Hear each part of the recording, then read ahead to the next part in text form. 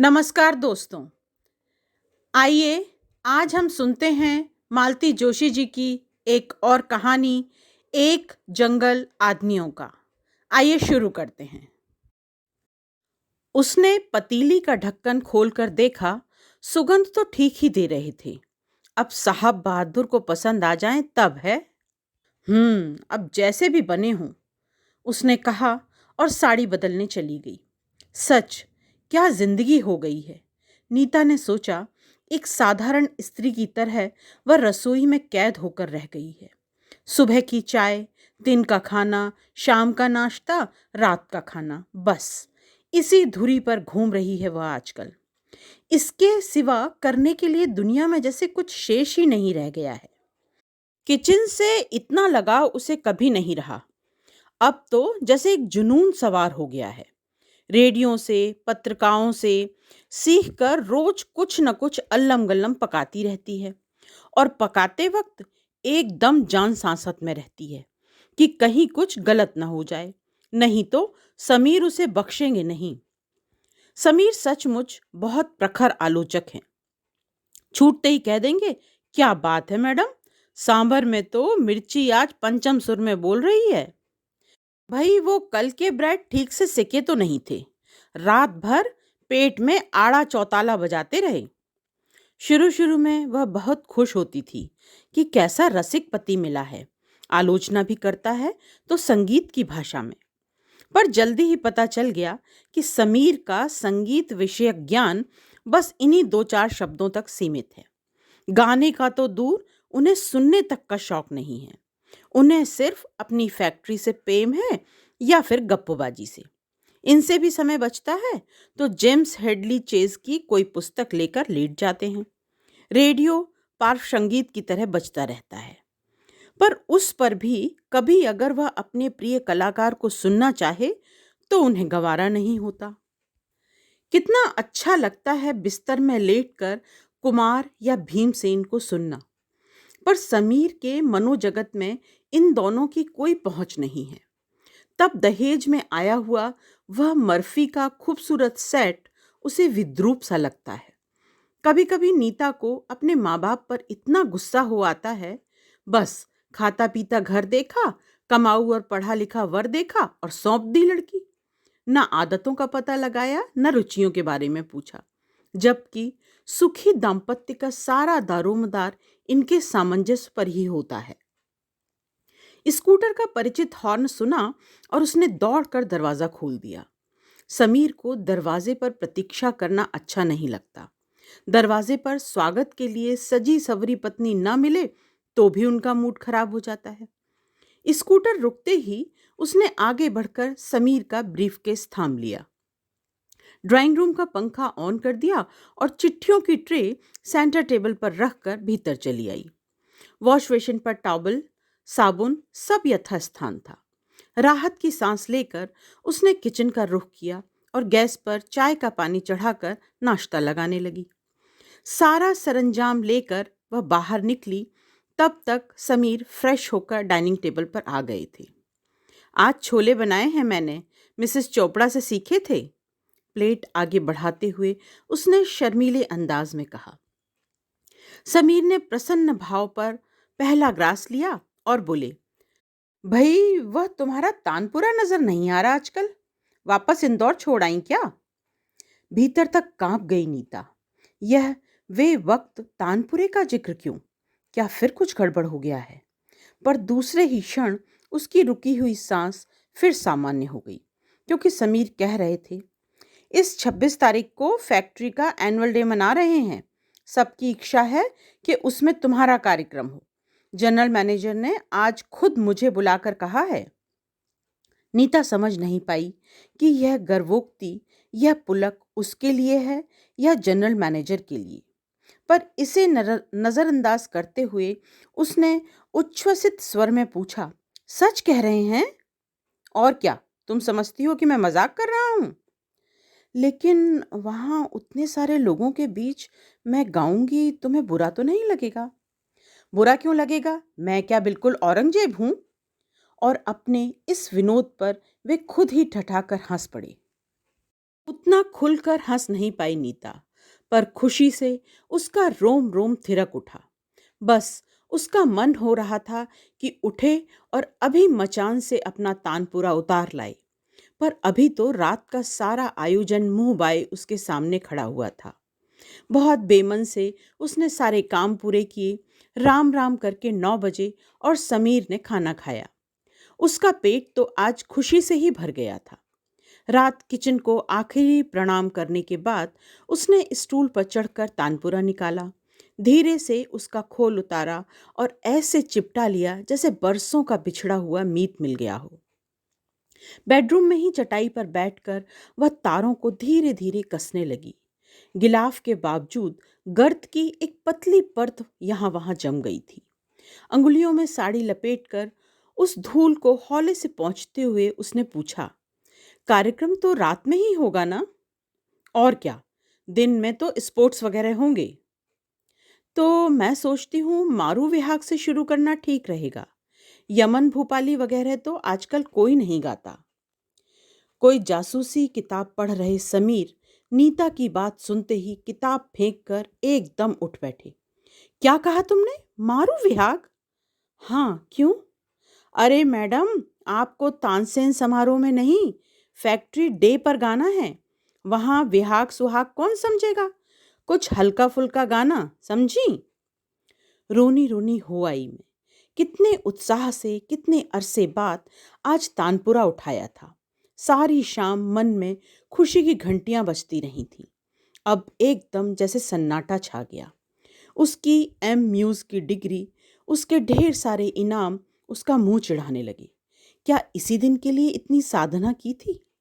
क्या क्या भविष्यवाणियां की गई थी उसके लिए? यहाँ आकर देखे कोई, समीर के एक वाक्य से ही सब कुछ जैसे मिट्टी हो गया है। समीर तो कह सुनकर फिर अपनी पुस्तक में खो गए थे। ठीक 11 बजे उन्होंने बेड लैंप का स्विच ऑफ कर दिया और खर्राटे बनने लगे। नीता लेकिन रात भर नहीं सो सकी। अनछुआ तानपुरा भी रात भर चटाई पर पड़ा सिसकता रहा। दूसरे दिन दफ्तर जाते हुए समीर ने पूछा, तो उन लोगों से हाँ कर दूं ना? नीता को जल्दी से कुछ भी जवाब देते न बना। जब तक वह कुछ कहने को हुई, तब तक समीर का स्कूटर सड़क नापने लगा था।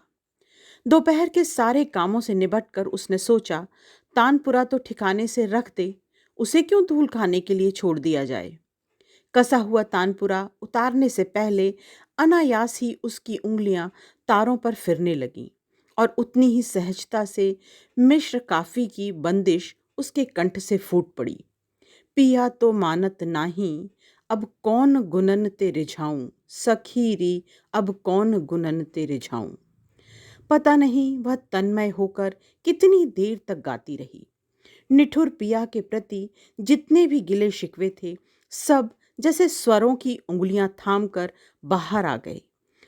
जब खूब जी भरकर गा चुकी, तो तानपुरे को नीचे रखते हुए उसे लगा कि मन एकदम हल्का हो आया है, और इसके साथ ही उसे एक सुखद अनुभूति हुई। अरे, रात बेवजह उदास हो रही थी वह। हल्का फुल्का ऐसे भी तो गाया जा सकता है। बस यही करेगी वह। एक आध ठुमरी, एक आध दादरा, फिर शकील या गालिब की कोई गजल, और अंत में मीरा या ब्रह्मानंद का एक एक पद। वह अर्थात भैरवी भी में ही होगा। और बस मन ही मन उसने 1.5-2 घंटे के कार्यक्रम की रूपरेखा बना ली और रियाज शुरू कर दिया। रोज दोपहर तानपुरा लेकर बैठ जाती। तानपुरा जो पास पड़ोस के बच्चों के डर से अज्ञातवास भोग रहा था, अब शान से बेडरूम में रखा रहता। नीता की पूरी दोपहरी उसी के साथ ही गुजरती। यूं तबले के बिना रियाज का कोई मतलब नहीं था, फिर भी यह दैनिक अभ्यास उसके आत्मविश्वास को बल दे रहा था। कई बार उसका मन होता अपने स्वर प्रियतम को सामने बिठाकर अपनी स्वर गंगा से नहला दे, पर अवसर ही नहीं मिलता। समीर इन दिनों बेहद व्यस्त हो गए थे। वे रिफ्रेशमेंट इंचार्ज थे। इन दिनों पूरा वक्त यहाँ वहाँ के चक्कर लगाने में ही बीत जाता था। पानी की व्यवस्था करनी है, म्यूनिसिपैलिटी जा रहे हैं। दूध के लिए डेयरी से संपर्क साधा जा रहा है। क्रॉकरी कहाँ से आएगी, कोल्ड ड्रिंक के क्रेट्स कौन सप्लाई करेगा, स्नैक्स किस होटल से आएंगे, मिठाई कहाँ अच्छी मिलेगी। दिन भर इसी उधेड़-बुन में रहते। शाम होते होते इतने पस्त हो जाते कि खाना खाते ही बिस्तर पर जा लेटते। बेचारा हेडली पता नहीं कब से उसे छुआ तक नहीं था समीर ने। उनकी यह भागदौड़ देखकर नीता को उन पर प्यार हुआ था और ममता हुई। कार्यक्रम वाले दिन तो समीर सुबह से ही निकल गए थे। स्टाफ की स्पोर्ट्स मीट जो थी, कई महिलाएं भी दर्शक बनकर जा रही थीं, पर नीता नहीं गई। दिन भर धूप और धूप में बैठकर वह अपने गले का कबाड़ा नहीं करना चाहती थी। सुनो, समीर ने जाते वक्त कहा, तुम ठीक 6 बजे तैयार रहना। मैंने शर्मा लोगों से कह दिया है, वे तुम्हें लेते आएंगे। और हाँ डियर, मेरा सूट भी लेती आना। ये कपड़े तो दिन भर में बिल्कुल मिट्टी हो जाएंगे। मैं क्या पहनूं? उसने प्यार से पूछा। कुछ भी पहन लो यार, इतनी साड़ियां तो हैं, समीर ने कहा और गाड़ी स्टार्ट कर दी। इतना बुरा लगा नीता को। यहाँ पड़ोस में भी जाना होता तो 100 सुझाव देंगे, और आज? फिर उसने मन को समझा लिया, ये बातें इतनी जल्दी में थोड़े ही बताई जाती हैं। रात में ही पूछ लेती तो ठीक रहता। वह अपनी अलमारी खोलकर खड़ी हो गई। सच तो कहते हैं वे, ढेर सी साड़ियां हैं उसके पास, पर सब जैसे पुकार पुकार कर कह रही हैं कि वे नई नवेली वार्डरोब है। इतने लाउड कपड़े पहनकर कोई स्टेज पर जा सकता है? बहुत सोच विचार कर उसने प्याज रंग की एक चंदेरी साड़ी तय की। उससे मेल खाती चूड़ियां, पर्स, बालों का ढीला सा जूड़ा और जूड़े में टका हुआ एक पीला गुलाब, बस। शाम को ठीक 6 बजे शर्मा जी की कार ने हॉर्न दिया। वह तो तैयार ही थी, ताला डालकर चट से बाहर निकल आई।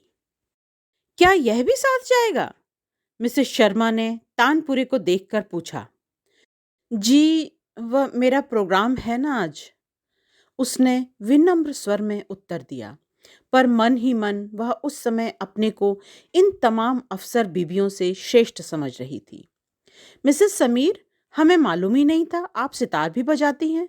It is a pleasant surprise, Sharma ji ने सामने लगे कांच में उसे देखते हुए कहा। जी, यह सितार नहीं तानपुरा है, उसने मिमिया कर कहा, पर गाड़ी की घरघराहट उसकी आवाज को लील गई। पूरे रास्ते वह गुमसुम सी बैठी रही। फैक्ट्री उस शाम दुल्हन सी लग रही थी। मंडप, स्वागत द्वार, बिजली की रंगीन मालाएं, एकदम शादी का सा माहौल था। लाउडस्पीकर उतनी ही निर्ममता से चीख रहा था। गाड़ी से उतरकर शर्मा परिवार तो अपने परिचितों की भीड़ में खो गया। वह बदहवास सी वहीं खड़ी रह गई। समीर का दूर दूर तक पता नहीं था। उस भीड़ भरे माहौल में यूं तानपुरा लेकर खड़े रहना बड़ा अजीब सा लग रहा था। पर इसी तानपुरे ने उसकी पहचान बनाई। एक नाटा सा मोटा आदमी हांफता हुआ उसके पास आया। आप मिसेस समीर हैं ना? जी, मैं बत्रा हूँ, एंटरटेनमेंट इंचार्ज, आइए मेरे साथ। बत्रा उसे जहां ले गया वह शायद स्टेज का पिछला भाग था। कनातों द्वारा ग्रीन रूम बनाया गया था, जहां से घुंघरों की आवाज, लड़कियों की खिलखिलाहट और बड़ों की डांट डपट सुनाई दे रही थी। क्या डांस वगैरह का प्रोग्राम भी है? उसने पूछा। जी हाँ, मैं आपको प्रोग्राम दे रहा हूं ना अभी। और बत्रा ने उसके हाथ में एक साइक्लो स्टाइल पर्चा थमा दिया। बाप रे, पूरे 15 आइटम थे। लग रहा था जैसे किसी स्कूल का सांस्कृतिक कार्यक्रम हो। कव्वाली से लेकर गरबे तक के सारे कार्यक्रम उसमें थे। आपका आइटम 7वां है, बत्रा ने बताया। उसने देखा प्रहसन और कथक नृत्य के बीच में सैंडविच बनाकर उसका कार्यक्रम रखा हुआ है। ऐसे में क्या गा पाऊंगी मैं? उसने रोनी सी आवाज में कहा। क्यों, आपको 20 मिनट दे रहे हैं। ऐसा है ना मैडम, सबको चांस देना पड़ता है। फिर भी सबको 5 मिनट 7 मिनट से ऊपर नहीं दिए हैं। पर आपका क्लासिकल आइटम है ना, इसीलिए 20 मिनट दे रहे हैं। बत्रा इस अंदाज से कह रहा था जैसे 20 मिनट नहीं 20 घंटे दे दिए हों। नीता का मन हुआ कार्यक्रम का वह कागज उसके मुंह पर फेंक कर मारे और कह दे कि मैं इन 20 मिनटों की भीख मांगने नहीं आई थी। जनरल मैनेजर ने खुद प्रपोजल भेजा था, इसीलिए वह आई है। लेकिन बत्रा से यह सब कहने का क्या लाभ था। समीर सामने होते तो उन्हें आड़े हाथों ले लेती कि बस, पर उनका कहीं अता पता ही नहीं था। राम राम करके वह उबाऊ कार्यक्रम प्रारंभ हुआ।